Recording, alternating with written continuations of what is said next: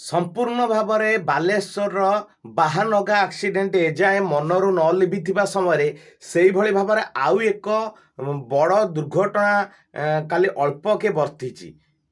ବାଲେଶ୍ୱର ସୋର ଏକ୍ସପ୍ରେସରେ ବାଲେଶ୍ୱର ସୋର ଷ୍ଟେସନରେ ଶତାବ୍ଦୀ ଏକ୍ସପ୍ରେସ ବହୁ ଅଳ୍ପକେ ବର୍ତ୍ତି ଯାଇଛି ବୋଲି ଯାହା ଲାଟେଷ୍ଟ ଅପଡେଟ୍ ଆସି ପହଞ୍ଚୁଛି କି ଯେ କି ଟ୍ରେନର ଡ୍ରାଇଭରଙ୍କ ଉପସ୍ଥିତି ବୁଦ୍ଧି ଯୋଗୁଁ ହିଁ କାଲି ଜନଶତାବ୍ଦୀ ଏକ୍ସପ୍ରେସ ଅଳ୍ପକେ ବର୍ତ୍ତି ଯାଇଛି। ଏପର୍ଯ୍ୟନ୍ତ ଏପର୍ଯ୍ୟନ୍ତ କରମଣ୍ଡଳର ଟ୍ରାଜେଡି ମନରୁ ଲିଭିନି। ସେଇଭଳି ଭାବରେ କାଲି ଏକ ବଡ଼ ଦୁର୍ଘଟଣା ଘଟିଥାନ୍ତା, କିନ୍ତୁ ଟ୍ରେନ୍ ଡ୍ରାଇଭରଙ୍କ ଉପସ୍ଥିତି ବୁଦ୍ଧି ଯୋଗୁଁ ହିଁ କାଲି ଅଳ୍ପକେ ବର୍ତ୍ତି ଯାଇଛି ଜନଶତାବ୍ଦୀ ଏକ୍ସପ୍ରେସ। ଯାହା ଲାଟେଷ୍ଟ ଅପଡେଟ୍ ଆସି ପହଞ୍ଚୁଛି କି ସିଗ୍ନାଲ ରଙ୍ଗ ଯୋଗୁଁ ଆଉ ଏକ ଟ୍ରେନ୍ ହିଁ ସେଇ ଗୋଟିଏ ଟ୍ରାକ୍ରେ ଆସୁଥିଲା।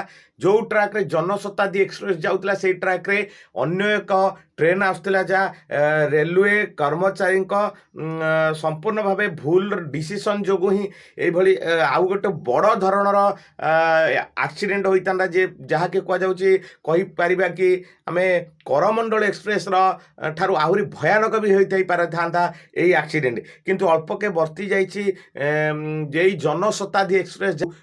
ଗୋଟିଏ ସିଗ୍ନାଲ ଦିଆଯାଇଥିବା ଏକ୍ସପ୍ରେସରେ କେମିତି ଅନ୍ୟ ଏକ ଏକ୍ସପ୍ରେସ ପଶି ଆସିଥିଲା, ଗୋଟେ ମନରେ ଦ୍ୱନ୍ଦ୍ୱ ସୃଷ୍ଟି କରୁଛି କି ସିଗ୍ନାଲ ଦିଆଯାଇଥିଲା କେବଳ ଗୋଟିଏ ଏକ୍ସପ୍ରେସକୁ, ଅନ୍ୟ ଏକ ଏକ୍ସପ୍ରେସ କେଉଁଭଳି ଭାବରେ ସେଇ ଗୋଟିଏ ଟ୍ରାକ୍ରେ ହିଁ ଆସିଥିଲା ତାକୁ ନେଇ ବହୁତ ସନ୍ଦେହ ବଢ଼ୁଛି କି ଜନଶତାବ୍ଦୀ ଏକ୍ସପ୍ରେସ ହିଁ ବିଳମ୍ବରେ ଯାଇଥିଲା।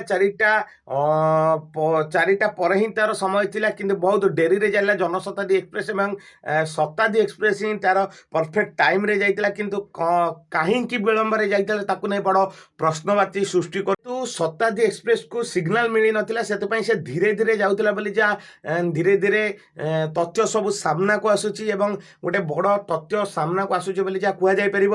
ଶତାବ୍ଦୀ ଟ୍ରେନର 3 କର୍ମଚାରୀଙ୍କୁ ଅପସାରଣ କରିଛି ରେଲୱେ, ଯାହା ବିଶେଷ ସୂତ୍ରରୁ ପ୍ରକାଶ ଆସୁଛି। କିନ୍ତୁ ଜନଶତାବ୍ଦୀର ପାଇଲଟ ଜାଣିପାରିଥିଲେ ସିଗ୍ନାଲ ଆସିନାହିଁ ବା ଗୋଟିଏ ଟ୍ରାକ୍ରେ ଆଉ ଗୋଟିଏ ଟ୍ରେନ୍ ଆସୁଥିବାର ସୂଚନା ସେ ପାଇଥିଲେ। ସେ ଉପସ୍ଥିତି ବୁଦ୍ଧି ଯୋଗୁଁ ହିଁ ସେଇ ସୋର ରେଲୱେ ଷ୍ଟେସନରେ ଅଟକି ଯାଇଥିଲେ ଏବଂ ସିଗ୍ନାଲ ପରେ ହିଁ ସେଠୁ ଯାଇଥିଲେ, ଯାହା କୁହାଯାଇପାରିବ। ସେଥିପାଇଁ ହିଁ ଅଳ୍ପକେ ବର୍ତ୍ତି ଯାଇଛି ଟ୍ରେନର ଦୁର୍ଘଟଣା।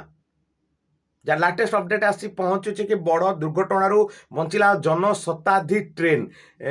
ଜନଶତାବ୍ଦୀ ଟ୍ରେନ୍ର ପାଇଲଟଙ୍କ ଉପସ୍ଥିତି ବୁଦ୍ଧି ଯୋଗୁଁ ହିଁ ଅଳ୍ପକେ ବର୍ତ୍ତି ଯାଇଛି ଟ୍ରେନ୍ ଦୁର୍ଘଟଣା, ନହେଲେ ପୁଣି ଏକ କରମଣ୍ଡଳ ଆକ୍ସିଡେଣ୍ଟ ଭଳି ଭୟାନକ ଆକ୍ସିଡେଣ୍ଟ ହୋଇଥାନ୍ତା, ଯାହା ସାମ୍ନାକୁ ସୂଚନା ଆସି ପହଞ୍ଚୁଛି।